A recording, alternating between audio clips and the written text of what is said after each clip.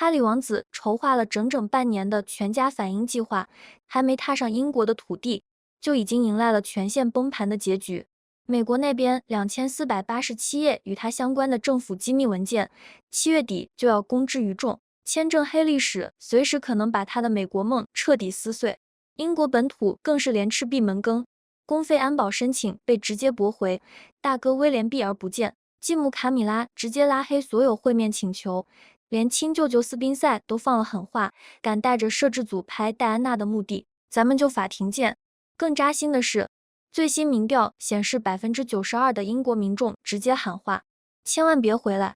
很多人觉得这就是一场豪门亲戚闹矛盾的八卦大戏，可你往深了扒就会发现，这根本不是什么探亲团圆戏，是哈里梅根商业版图濒临崩盘后，押上全部身家的一场权力豪赌。而王室这边看似被动应对，实则早布下了天罗地网，每一步都精准踩在对方的命门上。这场没有硝烟的暗战，从哈里放出反英消息的那一刻，就已经注定了输赢。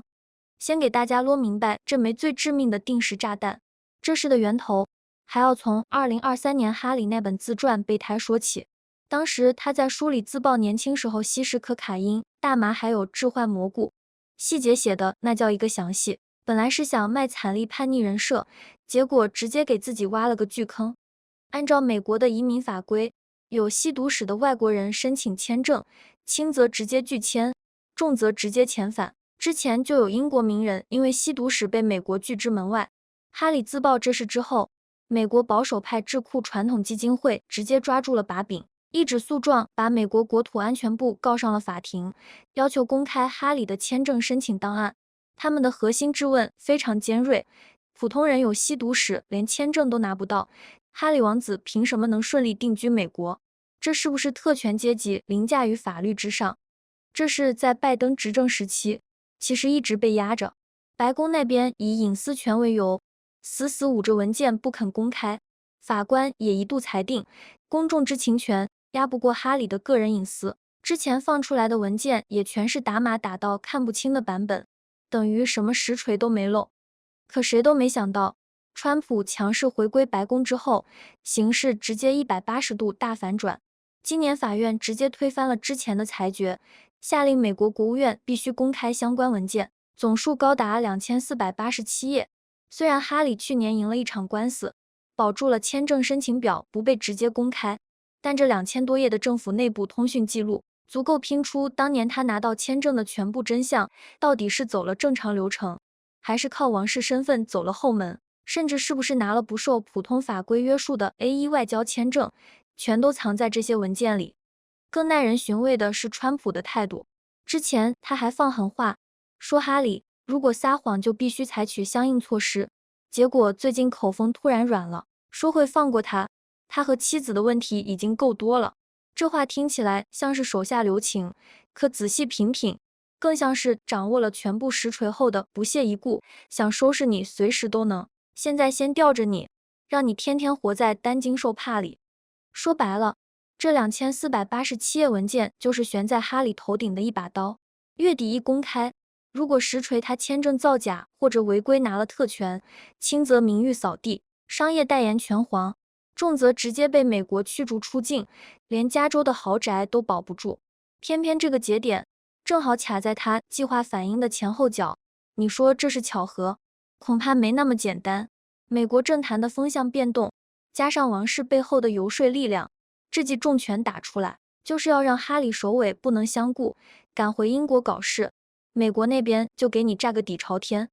如果说美国的文件是远虑，那英国本土的连环闭门羹就是实打实的近忧。哈里本来想着带着老婆孩子回去打亲情牌、情怀牌，既能蹭王室热度拍纪录片，又能逼父亲松口恢复点特权，结果算盘打得噼啪响，王室这边直接给了他一套组合拳，连还手的余地都没有。第一道防线，安保红线，规则面前绝不开口。最先打在哈里脸上的，就是安保申请被拒。这是他折腾了整整4年，从高等法院打到上诉法院，输了一次又一次。结果这次临时申请访英期间的公费安保，还是被王室与贵宾执行委员会直接驳回了。按照英国的规矩，2020年哈里退出王室公职那一刻起，他就自动失去了享受纳税人出资的全天候安保资格，只有参与王室官方公务的时候，才会根据风险等级临时配置。这次他回去是以私人身份，说白了就是走亲戚，于情于理都没资格花公家的钱请保镖。王室这边也不是完全没让步，查尔斯同意他们住王室庄园，庄园范围内的安保是标配，可只要踏出庄园大门，安全问题就得自己负责，等于给你划了个安全区，出了这个圈，是死是活全看你自己雇的保镖靠不靠谱。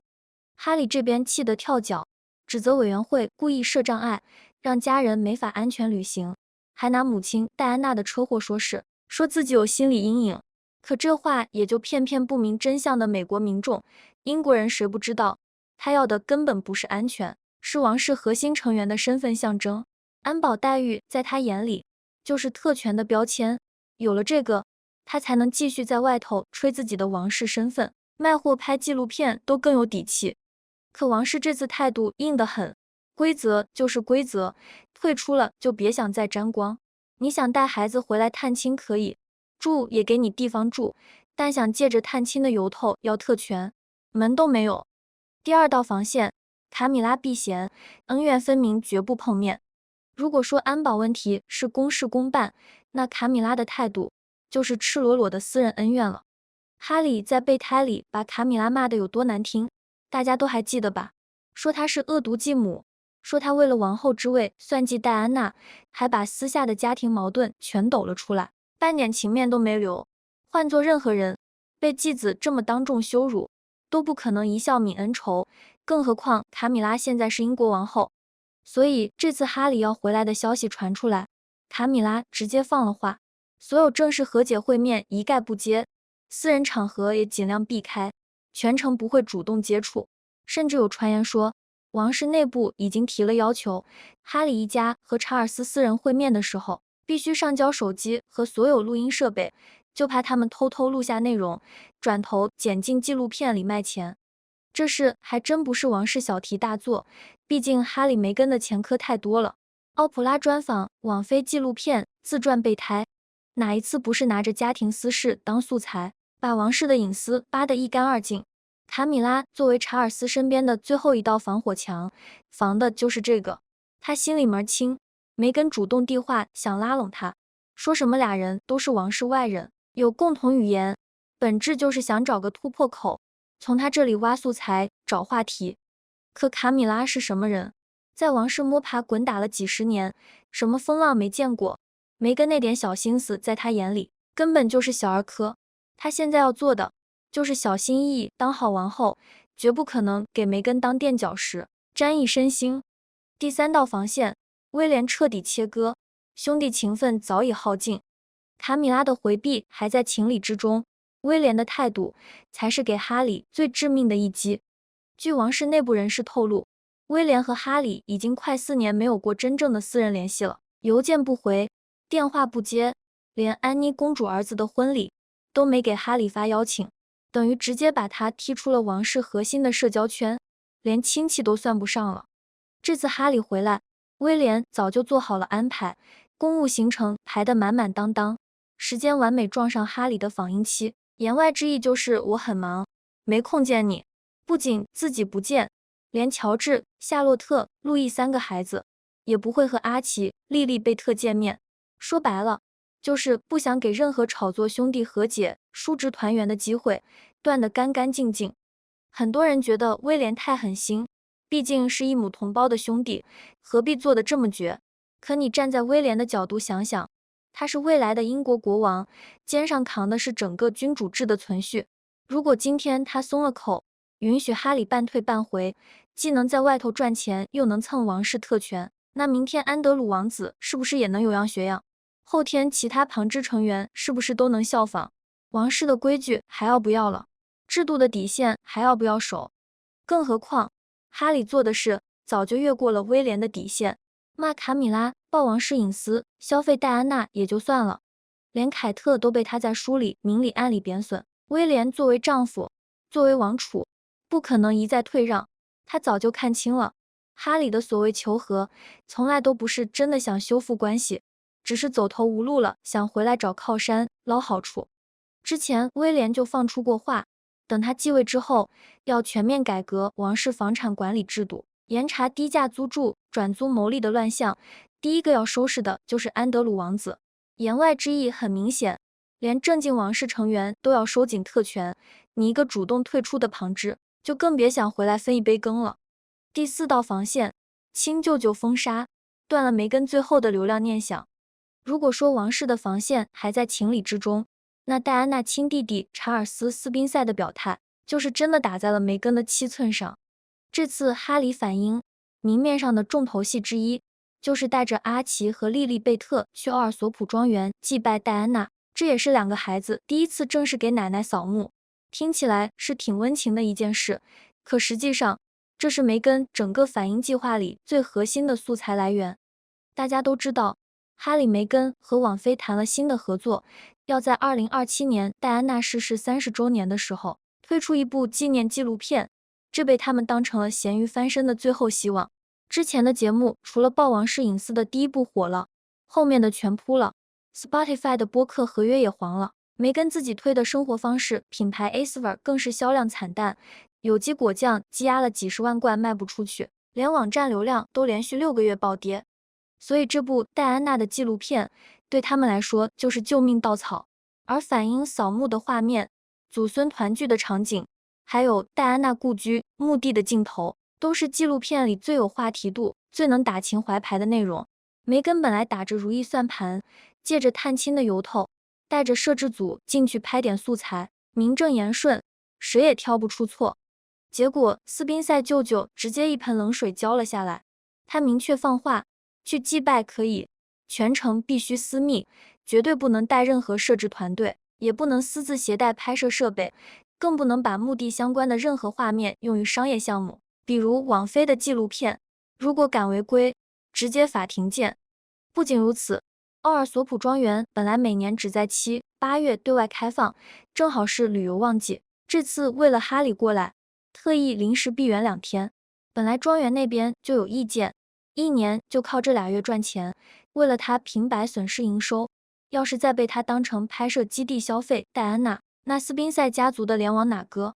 这一下等于直接掐断了梅根这次反应的核心目的。王室那边拍不到，墓地这边也不让拍，折腾一趟回去，除了几张模糊的街拍，什么有价值的素材都捞不着，怎么跟网飞交代？怎么靠纪录片翻盘？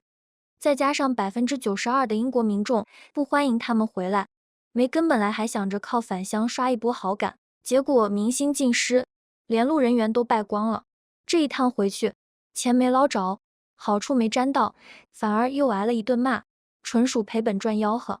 看到这，可能有人会问，既然回去这么不受待见，处处碰壁，那哈里梅根为什么非要凑这个热闹？老老实实待在美国不好吗？答案很简单，他们已经走投无路了。这趟反英不是可选的探亲，是必须赌一把的商业自救。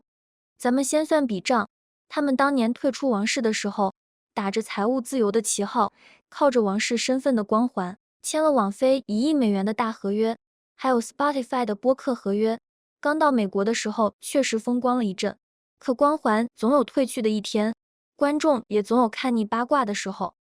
第一部曝王室隐私的纪录片火了之后，他们后续推出的节目，不管是梅根的真人秀，还是哈里的公益纪录片，数据一个比一个难看。网飞不是慈善家，花了钱看不到回报，自然不会再当冤大头。所以上亿的大合约到期之后，根本没有续约的意思。现在只剩一些零散的小项目合作，收入直接砍了一大半。Spotify 那边更干脆，合约到期直接不续了。高管还暗戳戳讽刺他们拿高薪不干活，等于直接把他们的播客路给堵死了。主业不行，副业也拉胯。梅根雄心勃勃推的生活方式品牌 Acevert， 主打有机高端路线，一瓶果酱卖几十美元，结果除了刚上线的时候靠粉丝冲了一波销量，后续直接卖不动了，库存积压了几十万件，价值上千万美元，送都送不出去。之前还被曝把积压的果酱免费送给网飞员工当福利，看似大方，实则是清库存的无奈之举。开支呢？加州蒙特西托的豪宅，每年物业费、房产税、维护费就是一笔巨款，还有私人安保团队。哈里天天喊着有安全威胁，保镖团队一年开销就得几百万美元，再加上2个孩子的贵族教育，一家人的奢华生活，哪一样不用烧钱？坐吃山空的日子过不了多久，他们必须找到新的盈利点，而手里剩下的还能变现的王牌，就只剩戴安娜了。2027年是戴安娜逝世30周年，这是自带全球流量的大节点。只要能拍出一部相关的纪录片，不管是卖版权还是拉赞助，都能大赚一笔，甚至可能打个翻身仗。所以哈里才会不顾威廉的反对，执意要做这个项目，甚至不惜和舅舅斯宾塞闹僵。而反应探亲就是这个项目的第一步，一来可以拍素材，给纪录片预热；二来可以打亲情牌，软化查尔斯的态度，看看能不能争取到更多王室资源；三来可以试水舆论，看看英国民众的反应，要是反响还行，以后就能经常打着探亲的旗号回来捞流量。说白了，阿奇和莉莉贝特2个孩子，在梅根的规划里，不只是他的底牌，更是最管用的流量筹码。拿孩子当敲门砖，吃定查尔斯晚年心软想见孙辈，这招他百试不厌。只可惜，王室这边早就看透了他的套路。查尔斯虽然心软，但也有底线，更别说旁边还有威廉和卡米拉盯着，根本不可能让他牵着鼻子走。哈里就更尴尬了。他夹在中间反复摇摆，一方面他心里对王室、对父亲哥哥确实还有感情，也不想把事情做绝；另一方面他又拗不过梅根，也舍不得放弃流量带来的荣华富贵，只能被推着往前走，一次次消耗自己仅剩的亲情和口碑。他总觉得自己是受害者，是王室亏待了他，是媒体逼走了他，可实际上走到今天众叛亲离的地步，全是他自己选的路。放着好好的王室核心成员不当，非要去好莱坞当流量明星，结果钱没赚多少，名声先臭了，最后连回头路都被自己堵死了。这场闹剧看到最后，最让人唏嘘的还是戴安娜。如果她还在世，看到2个儿子走到今天这个地步，该有多难过。同样是戴安娜的儿子，同样继承了母亲的遗产，威廉和哈里走出了完全相反的2条路。威廉继承的是戴安娜的精神内核，他记得小时候妈妈带他去收容所，告诉他身份不是用来高人一等的，是用来帮助更多人的。所以他发起 Homewards 安居项目，目标是彻底解决英国的无家可归问题。项目落地3年，已经帮上千人找到了稳定住所，还撬动了几千万英镑的社会捐赠，把慈善从捐钱的表面功夫做成了从根源解决问题的系统工程。他打理戴安娜奖，激励全球的年轻人参与社会变革。他关注女性权益、心理健康，带着乔治去做公益，把母亲教给他的善意一代代传下去。他很少把怀念妈妈挂在嘴边，可他做的每一件事都在延续戴安娜的理想，都在守护人民的王妃留下的精神遗产。甚至连这次寄花勋章仪式，他特意选在戴安娜65岁冥诞这天出席，也是在用自己的方式告慰母亲：你看中的苏格兰，你在意的明星，我都在好好守护。而哈里呢，他继承了戴安娜的大笔遗产，却把这笔钱填进了商业亏损的窟窿里。他攥着母亲的悲剧故事，一次次拿出来消费变现，从回忆录到纪录片，连墓地都想当成拍摄素材。他总说自己是最懂母亲的孩子，说王室对不起戴安娜，可他做的事没有一件是母亲希望看到的。戴安娜当年拼尽全力，就是想让2个孩子过上正常的生活，拥有爱和温暖，而不是活在镜头里，被流量裹挟。可哈里偏偏把自己活成了自己最讨厌的样子，靠贩卖王室隐私、消费母亲悲剧赚钱，活在永无止境的争议和八卦里。有句话说的特别对，王冠的重量，扛得住的人叫传承，扛不住的人叫累赘。威廉接过了王冠的责任，一步步把王室的根基扎得更稳。哈里扔掉了责任，只想享受头衔带来的好处，最后只能在流量的泡沫里越陷越深。流量赚来的钱总有花完的一天，明星攒下的根基才能走得长远。戴安娜留下的遗产从来都不是金钱和名头，是刻在骨子里的善良，是对普通人的共情，是身居高位仍不忘俯身的温度。很可惜，威廉接住了，而哈里弄丢了。